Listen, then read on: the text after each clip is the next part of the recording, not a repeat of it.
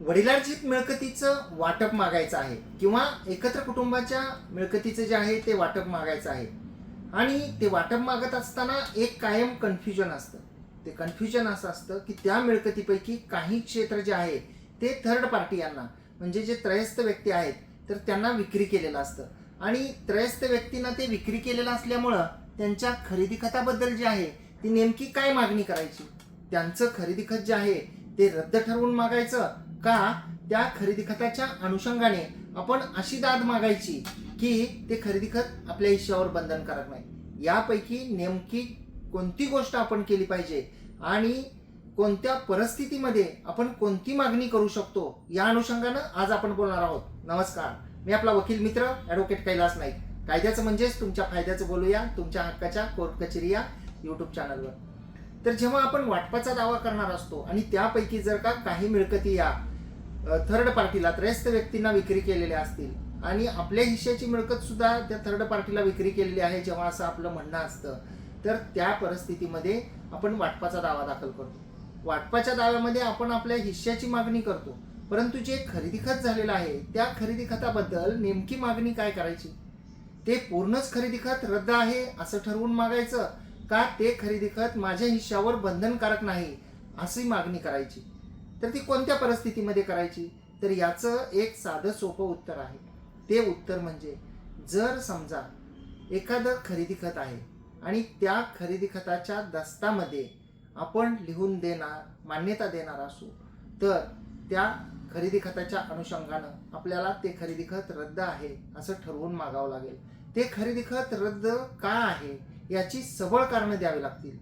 त्याच्यामध्ये उदाहरणार्थ जर आपण पाहिलं तर ते दबावानं करून घेतलेलं आहे, ते फ्रॉड करून घेतलेलं आहे, त्याची कन्सिडरेशन अमाऊंट जी आहे ती मिळालेली नाही, किंवा जे आपलं म्हणणं आहे त्या अनुषंगानं की काही वेगळ्या पद्धतीनं म्हणजे काही चुकीच्या पद्धतीनं सांगण्यात आलेलं असेल किंवा खरेदीचा दस्त काही वाचून न दाखवता वेगळाच दस्त करतो असं म्हणून खरेदीचा दस्त नोंदवून घेतलेला असेल, तर त्या परिस्थितीमध्ये जर आपण त्या दस्तामध्ये पक्षकार असू, देणार घेणार असो किंवा त्याच्यामध्ये मान्यता देणार असो, म्हणजे थोडक्यात त्या खरेदी खताच्या दस्तामध्ये जर आपण पार्टी असो आणि आपणच जर वाटप मागत असो, तर त्या परिस्थितीमध्ये मात्र आपल्याला ते खरेदी खत रद्द ठरवून मागावं लागेल.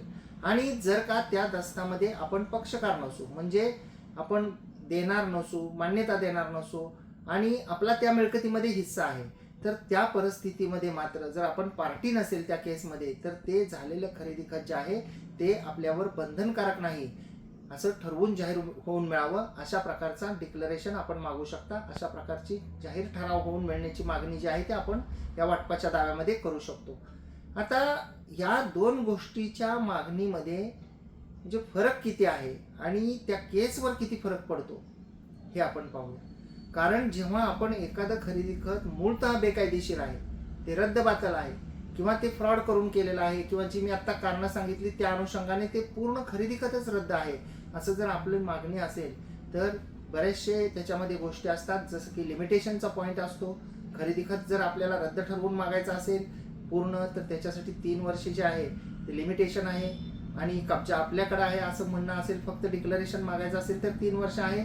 आणि खरेदी खत रद्द ठरवून कब्जाची मागणी करायची असेल तर 12 वर्षाचं लिमिटेशन आहे. परंतु केवळ म्हणण्यानं ते खरेदी खत रद्द होत नाही. ज्या गोष्टी खरेदी खताच्या बेकायदेशीरतेबद्दलचे आपल्या असतील तर त्या आपण कागदोपत्री पुराव्यानिशी सिद्ध कराव्या लागतात. आणि जेव्हा कोर्ट फीचा पण प्रश्न येतो, तर खरेदी खत पूर्ण जे आहे ते रद्द ठरवून मिळण्याच्या अनुषंगाने कोर्ट फी जी आहे ती जास्त द्यावी लागते. आणि हक्कावर बंधनकारक नाही अशा स्वरूपाचं डिक्लरेशन जर असेल तर 1000 यावर कोर्ट फीची आकारणी करून त्यास योग्य तो कोर्ट फी स्टॅम्प आपण देऊ शकतो. जर का लिमिटेशनच्या हरकती असतील, कोर्ट फीच्या हरकती असतील, या ज्या आहेत या पूर्ण खरेदी खत जे आहे रद्द ठरवून मागणी केलेली असेल, तर त्यामध्ये या हरकती विशेषतः येतात आणि बंधनकारक नाही. आपण जेव्हा असं म्हणतो, ज्यावेळी आपण त्याच्यामध्ये पक्षकार नसतो, त्यावेळी आपण त्या अनुषंगानं बंधनकारक नाही अशा प्रकारचं डिक्लरेशन जे आहे ते मागू शकतो. आपण दावा दाखल करत असताना त्याच्या फॅक्ट्स काय आहेत त्या फॅक्ट प्रमाणे आपला दावा असला पाहिजे. कारण जर का आपण पक्षकार नसेल आणि आपण पूर्ण खरेदी खत जर रद्द ठरवून मागत असू, तर कोर्ट फी जास्त द्यावी लागणार, आपल्याला लिमिटेशनचे प्रॉब्लेम येणार. परंतु जर एखाद्या क्षेत्रामध्ये आपला हक्क आहे आणि आपलं क्षेत्र आपल्या परस्पर थर्ड पार्टीला विक्री केलेलं गेलेलं असेल तर आपण वाटपाचा दावा करून त्यामध्ये ही मागणी करू शकतो की झालेलं खरेदी खत माझ्या हिश्श्यावर बंधनकारक नाही अशा ठरवून मिळावं, जाहीर होऊन मिळावं। आता जेव्हा एखादी व्यक्ती खरेदी खत घेते आणि त्यांनी ज्यांच्याकडून खरेदी खत घेतलेलं आहे त्यांना त्या क्षेत्राची जर पूर्णच मालकी नसेल, परंतु त्यांनी ते पूर्ण क्षेत्र विक्री केलेलं असेल आणि त्यांच्या कुटुंबातल्या कोणीतरी वाटपाचा दावा दाखल जर केलेला असेल, त्यांनी त्याच्यामध्ये त्यांचा हिस्सा वाटप करून मागणी केलेला असेल, त्याच्यामध्ये ज्यांनी त्या कुटुंबातील व्यक्तींनी खरेदी खत दिले ते पक्षकार असतात प्रतिवादी म्हणून, त्यानंतर खरेदीदार हे प्रतिवादी असतात, तर त्या परिस्थितीमध्ये जो खरेदी घेणार आहे त्यांनी फक्त वादीचा दावा खोटा आहे असं म्हणून उपयोग नसतो।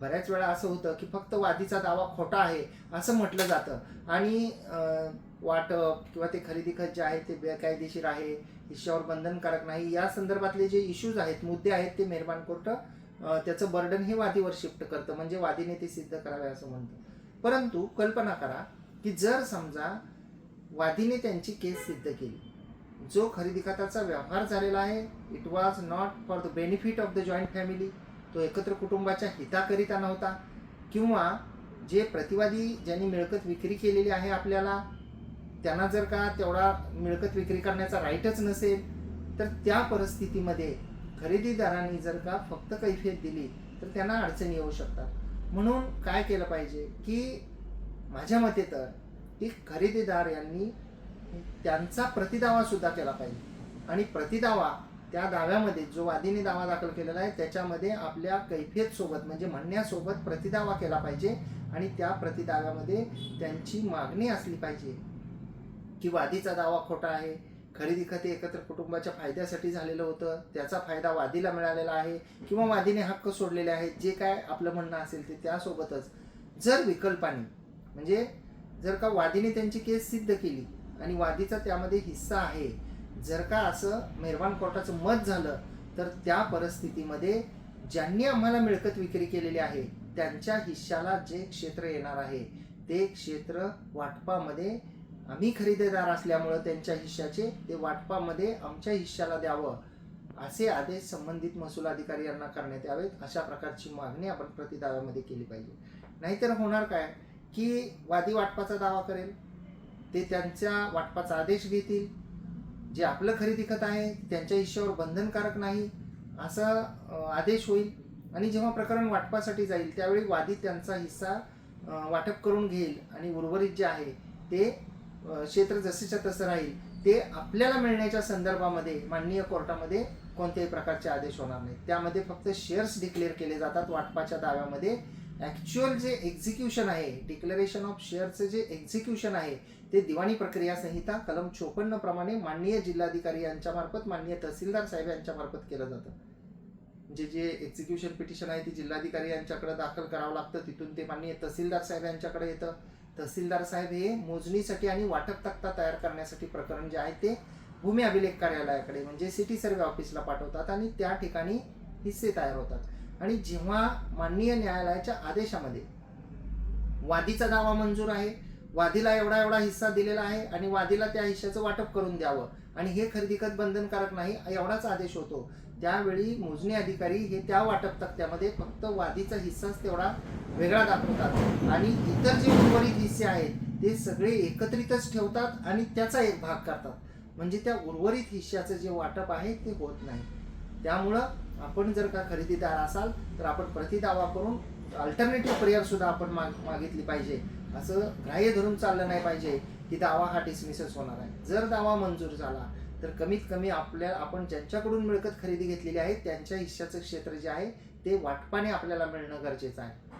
कारण जर आपण ही मागणी नाही केली, एक हिस्सा वादीला गेला आणि उर्वरित 2, 3, 4 जणांचे हिस्से जॉईंटमध्ये जर त्या वाटप तक्त्यामध्ये तसेच ठेवले गेले, माननीय कोर्टाचा तसा कोणता हुकुमनामा नसेल, डिक्री नसेल, तर ती प्रॉपर्टी जी जॉईंट आहे त्या जॉईंट प्रॉपर्टीमधील आपल्या खरेदीदाराचा जेवढा हिस्सा आहे तेवढा हिस्सा वाटप करून मिळावा म्हणून पुन्हा आपल्याला दुसरा स्वतंत्र दावा दाखल करावा लागेल, कारण ती उर्वरित क्षेत्र जे आहे ते जॉईंटच राहणार, त्याच्यामध्ये हिस्से पडणार नाहीत, त्याच्यामध्ये दिशा ठरणार नाहीत, काहीच होणार नाही। ह्या सगळ्या गोष्टी एकत्रितपणे वादीने केलेल्या दाव्यामध्ये सुद्धा होऊ शकतात जर का आपला प्रतिदावा असेल तर. त्यामुळे वादीचा दावा खोटा आहे, वादीना हक्क नाही, आमचं खरेदी कायदेशीर आहे, ते आम्ही पैसे देऊन घेतलेलं आहे, त्यांच्या एकत्र कुटुंबाच्या फायद्यासाठी झालेला आहे, त्याचा फायदा वादीला झालेला आहे, हे सगळं म्हणत असताना अल्टरनेटिव्ह प्रेयर सुद्धा आपण केलेली कधीही फायदेशीर ठरते. तर अपेक्षा करतो की ही माहिती आपल्याला समजली असेल. साध्या सोप्या भाषेमध्ये मी माहिती देण्याचा प्रयत्न केला. बऱ्याच जणांचे मेसेज आले की व्हिडिओ थोडेसे कमी झालेले आहेत, कामाच्या व्यस्त व्यापामुळं व्हिडिओ बनवता आले नाहीत. त्याबद्दल दिलगीर आहोत. आम्ही प्रयत्न करू की वेळ काढून व्हिडिओ आणि माहिती जी आहे ती आपल्यासाठी घेऊन येण्याचा. आपण कोर्ट कचेरी सोशल मीडियाच्या सर्व प्लॅटफॉर्मवर, यूट्यूब चॅनल असेल, Facebook page, profile, Instagram page असेल, या सर्वांवर भरभरून असं प्रेम करत आहात आणि आपल्याला नवनवीन विषयावरची माहिती जाणून घेण्याची उत्सुकता आहे हे आपल्या मेसेजच्या माध्यमातून आम्हाला जाणवलं. त्याबद्दल त्या सर्व गोष्टींना आम्ही ॲप्रिशिएट करतो आणि आम्ही प्रयत्नसुद्धा करतो की आम्ही जास्तीत जास्त माहिती वेळ काढून जी आहे ती आपल्यापर्यंत पोहोचवण्याचा प्रयत्न करू. आणि आपण जर का कोर्ट कचेरी यूट्यूब चॅनलला अद्याप सबस्क्राईब केलेलं नसेल तर सबस्क्राईब जरूर करा. बाजूचं बेल आयकॉनचं बटन जरूर दाबा म्हणजे व्हिडिओचे नोटिफिकेशन आपल्यापर्यंत येतील. आपण जर या व्हिडिओला फेसबुक, इंस्टाग्रामवर पाहत असाल आणि अद्याप जर का आपण त्या ठिकाणी फॉलो केलेलं नसेल तर फॉलो जरूर करा आणि त्या ठिकाणी सुद्धा लाईक आणि शेअर करा. आपण लाईक आणि शेअर केल्यानंतर आमचा व्हिडिओ बनवण्याचा उत्साह वाढतो. धन्यवाद.